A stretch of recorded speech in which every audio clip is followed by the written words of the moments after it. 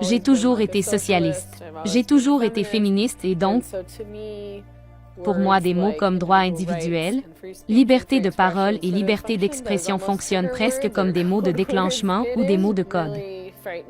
C'est vraiment effrayant que tant de gens aujourd'hui semblent croire que la justice sociale signifie censurer et menacer. J'ai été personnellement choqué qu'une entité gouvernementale censée protéger les droits de chaque individu et de chaque groupe de la société et annule un événement qui avait déjà été payé et qui n'était pas destiné à attaquer qui que ce soit. C'était assez choquant. J'ai cette plaque de voiture du NDN depuis si longtemps que je ne me souviens plus depuis combien de temps je l'ai. Cette autre personne a dit qu'elle pensait que quelqu'un avait dû les appeler pour s'en plaindre. J'avais très peur, j'étais comme en train de pleurer, comme quand j'ai reçu ce repas. Je pleurais, je n'ai pas pu dormir de la nuit. On m'a dit, qu'est-ce qu'on va faire? On n'a pas beaucoup d'argent.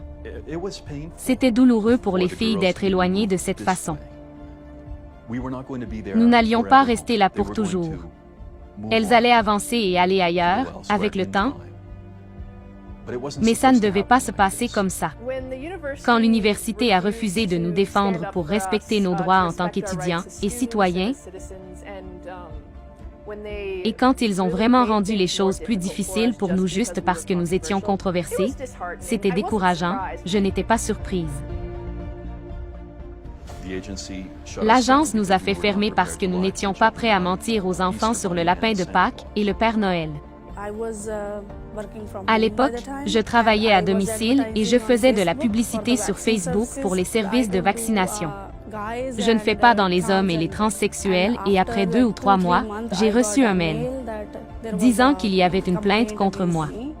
Le département des enfants et des jeunes de notre église a organisé une conférence. Finalement, on me renvoie sans entendre l'autre côté de l'histoire. J'ai décidé d'annuler les événements.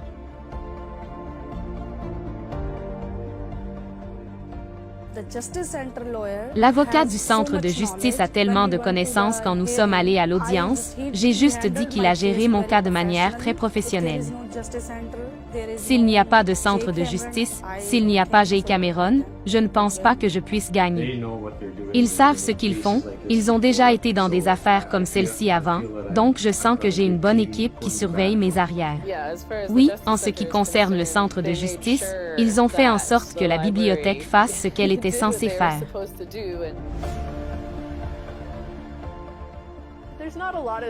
Il n'y a pas beaucoup de groupes comme le Centre de justice qui vont faire des pieds et des mains pour aider les étudiants controversés et fauchés. Si je devais décrire le Centre de la justice en un mot, je dirais que ce sont des défenseurs. Ce sont eux qui défendent les gens qui n'ont souvent personne d'autre pour les défendre. Et donc sans le Centre de justice, nous n'aurions eu aucun recours légal. Si je devais décrire le centre de justice en un mot, ce mot serait dur.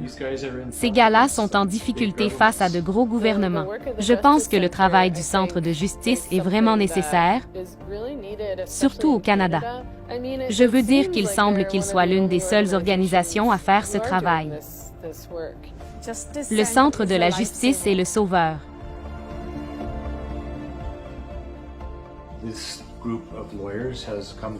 Ce groupe d'avocats est venu me voir et m'a dit qu'il me représenterait bénévolement.